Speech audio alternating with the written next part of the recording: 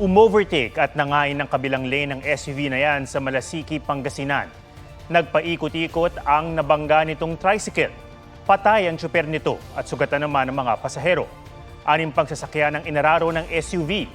Nakakulong na at naharap sa mga reklamo ang suspect na isang senior citizen. Humihingi siya ng tawad. Ayon sa pulisya, sinabi ng driver na ninigas ang paa niya nang umapak sa accelerator kaya humarurot ang SUV. Signal number 4 ngayon sa Batanes dahil sa Super Bagyong Leon. Sa Cagayan naman, nasa signal number 3, daang-daang residente ang inilikas. Mula sa Santa Ana, Cagayan, may live report si Jonathan Andal. Jonathan?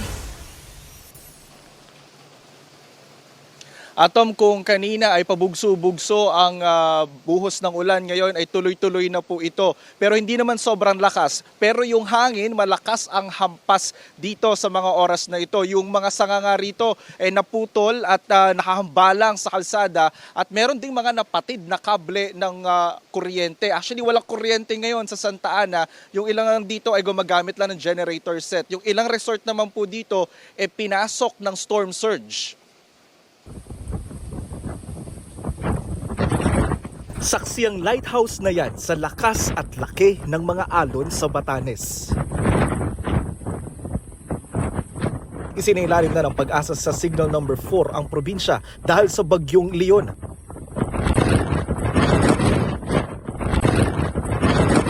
Ayon kay Governor Mari Locaico, tuloy-tuloy ang pag-ulan at kalaban din nila ang napakalakas na hangin.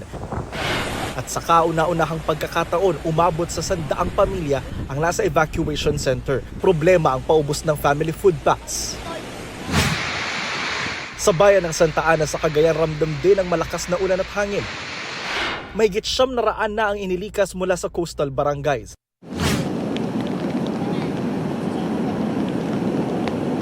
Sa Gonzaga naman, minamadali na ang paglikas sa mga nakatira sa tabing dagat. Pinasok na ng storm surge ang mga bahay roon. Actually, isang pamilya lang dapat yung target i-rescue ng mga rescuer dito. Pero nagulat sila pagdating nila dito, yung tubig, umabot na. Tubig dagat po ito, pumasok sa mga bahay at yung mga residente, pinapara sila, nagpaparescue. Ngayon lang po ba nangyari yan? Umabot dito yung dagat sa bahay ninyo? Opo, sir. Malaki ang tsansa pong tataas pa, sir. Kasi ang projection po is from 2 to 4 meters. May ibang sinira na ang bakod ng kanilang mga bahay para mailabas ang tubig. Habang may ilang nagsasaka pa rin kahit masama na ang panahon. May ilang ayaw ding lumikas. Ang mga nag-evacuate sa mga tent sa gym muna nananatili. Marami rin ang nag-evacuate sa bayan ng Kalayan. Sa bayan ng Bagaw, ang mga lumikas noong Bagyong Christine, balik evacuation center. Sa Tuguegarao City, higit 1 linggo nang di makauwi ang mga lumikas sa Bagyong Christine. Pagtitiyak ng lokal na pamahalaan, sapat pa ang pagkain at non-food items ng probinsya. Pero matapos ang Bagyong Julian, Christine at ngayong Super Typhoon Leon, ubos na ang calamity fund ng Cagayan. Sa Tuba Benguet, pabugso-bugso na ang hangin at ulan. Makapal na rin ang hamog sa ilang lugar. Sa Marcos Highway, paakyat ng Baguio City, halos mag-zero visibility. Malakas na rin ang ulan sa Occidental Mindoro, kaya ang mga magsasaka sa bayan ng Santa Cruz, double time sa pag-aani.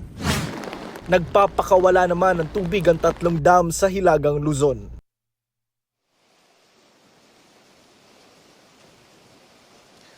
Atom, ngayong alas 8 ng gabi ay naglabas ang Pag-asa ng storm surge warning.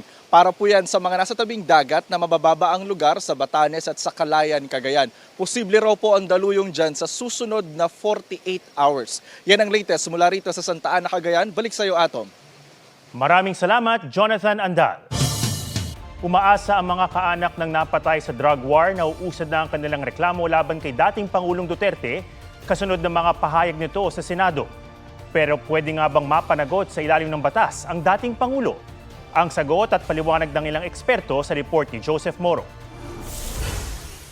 Ang kinaklarify ko po ay kanina, sinabi nyo na in-encourage nyo ang PNP na i-encourage yung suspect na lumaban. Yes. Para mapatay, para Yes. masabing nanlaban. Correct. Sinabi man ito ni dating Pangulong Rodrigo Duterte sa Senado para kay Lori Pasco na namatayan ng 2 anak sa Duterte drug war, malabong mapanagot dito sa bansa ang dating Pangulo. Kaya siya, pati National Union of People's Lawyers na tumutulong sa mga pamilya ng mga napatay sa drug war, mas may tiwala raw sa International Criminal Court o ICC.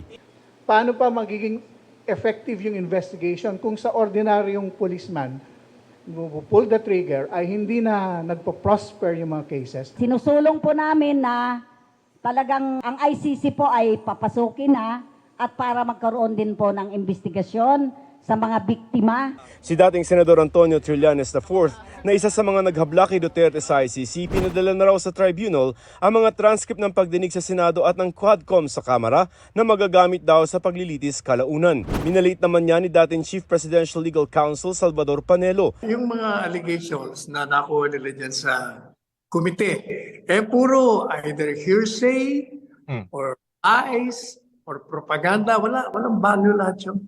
Dagdag ni Panelo, hindi nasaklaw ng ICC ang Pilipinas na kumalas sa Rome Statute noong March 2019. Ang ICC sinabi sa GMA Integrated News na masusi nilang binabantayan ang mga pangyayari sa Pilipinas kaugnay sa kanilang sariling pagsisiyasat na anilay binuo mula sa maraming sources. Ayon kay Atty. Michael Chu ng UP College of Law, ang mga sinabi ng Pangulo kailangang may iugnay na tiyak o specific na biktima. Pero pwede raw magamit ang mga sinabi ng Pangulo para ihabla siya ng paglabag sa RA 9851, ang ating batas laban sa genocide at crimes against humanity. Kailangan mo lang mapakita na may attack against a civilian population. So ito mayroong willful killing, extermination, pwede din siya i-file. Para sa dating Pangulo ng Integrated Bar of the Philippines, Alam naman ng PNP kung sino yung mga pumatay di ba? Alam naman ng PNP sa totoo lang sa kanilang record kung legitimate na nanlaban o kaya talagang rub out lang. iniutos na ni PNP Chief Romel Francisco Marbil na halongkatin ang mga nabaon ng kaso ng pagpatay ng death squad at iba pang grupo. Joseph Morong, nagbabalita para sa GMA Integrated News. Nasawi sa rabies ang isang taga New Corelia, Davao del Norte. Pero hindi siya nakagat kundi kumain ng karne ng aso. Ayon sa Rural Health Unit ng New Corelia, nagpatingin sa kanila ang biktima matapos makaramdam noong October 24 ng sintomas ng rabies. Doon siya umaming kumain ng aso. Dinala siya sa Davao Regional Medical Center at kalaunay namatay sa viral encephalitis dahil sa rabies. Binakunahan ng mga nakasalamuha ng biktima pati mga aso sa kanilang lugar. Bukod sa iligal ang pagkatay at pagbebenta ng karne ng aso, dati na rin nagpaalala ang DOH na huwag kumain ng dog meat para iwas rabies. Naghain ng reklamong acts of lasciviousness ang actress-singer na si Rita Daniela laban sa actor-comedian na si Archie Alemania. May report si Nico Wahe.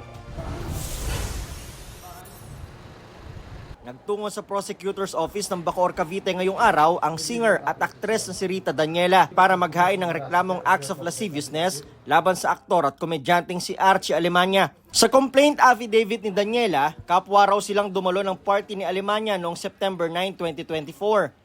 Doon pa lang daw ay nagbibitiw na sa kanya ng malalaswang salita ang aktor. She felt uncomfortable already but she did not confront Archie during that time kasi ang dating sa kanya baka he did not mean it, lasing lang, and yun, nagbibiro lang. Pauwi mula sa party, nag-alok daw si Alemania na ihatid si Daniela. Pumayag ang aktres sa pag-aakala raw na para lang itong kuya. Sa biyahe, hinahawakan daw siya ni Alemania sa balikat at leeg. Nagsabi na siya na kuya, wag, kuya kita. So kasi nga, Rita was treating Archie as an elder brother. Pagdating sa tapat ng kanyang bahay, puwersahan daw siyang hinalikan sa labi ni Alemania. Nagpumiglas daw si Daniela, pero niyakap siya ng mahigpit ni Alemania, saka pinaghahawakan ng masiselang bahagi ng kanyang katawan.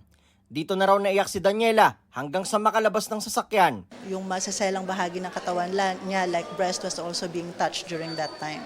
Nag-text daw si Alemania para humingi ng tawad sa nangyari at lasing daw siya noon. This is not easy for Rita, no? I mean, any woman, it's really hard for them to come out and magsabi ng ganitong mga krimen and mag-file ng ganitong nature. Patuloy naming kinukunan ng pahayag si Alemania pero wala pa siyang tugon. Nico Wahe, nagbabalita para sa GMA Integrated News.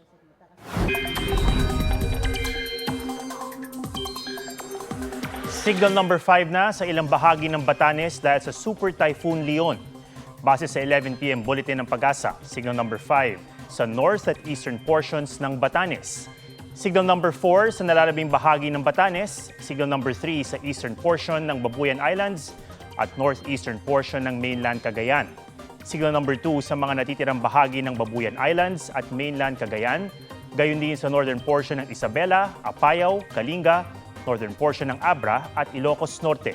At signal number 1 sa nalalabing bahagi ng Isabela, Quirino, Nueva Vizcaya, natitirang bahagi ng Abra, Kalinga, Mountain Province, Ifugao, Benguet, Ilocos Sur, La Union, northern at central portions ng Pangasinan, north at eastern portions ng Nueva Ecija, northern at central portions ng Aurora. Huling namataan ng mata ng Super Typhoon Leon, 140 kilometers east ng Basco, Batanes. Taglay ang lakas ng 185 kilometers per hour malapit sa sentro at bugsong aabot ng 230 kilometers per hour. Hindi inaalisan siya sang tumama rin sa Batanes ang bagyo. Dahil din sa bagyo, magiging maalon sa ilang baybayin sa malaking bahagi ng Luzon.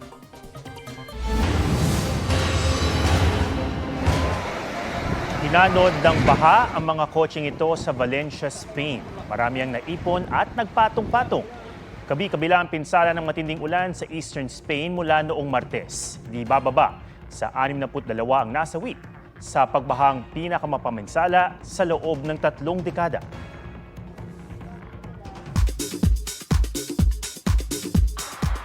Film singer Olivia Rodrigo ipinagmalaki sa isang US late-night talk show na ang concert niya sa Pilipinas ang isa raw sa highlights ng kanyang Guts World Tour. Ibinida rin niya sa interview ang galing ng mga Pilipino sa pagkanta at sarap ng pagkaing Pinoy. Olivia Rodrigo at K-pop superstar 17, kabilang sa star-studded headliners ng isang Mexican music festival next year. K-pop group na ENHYPEN magbabalik Pinas next month para sa isang fun meet. Matapos ma-engage last year, American actor Channing Tatum at Zoe Kravitz napapabalitang hiwalay na. Aubrey Carampel nagbabalita para sa GMA Integrated News.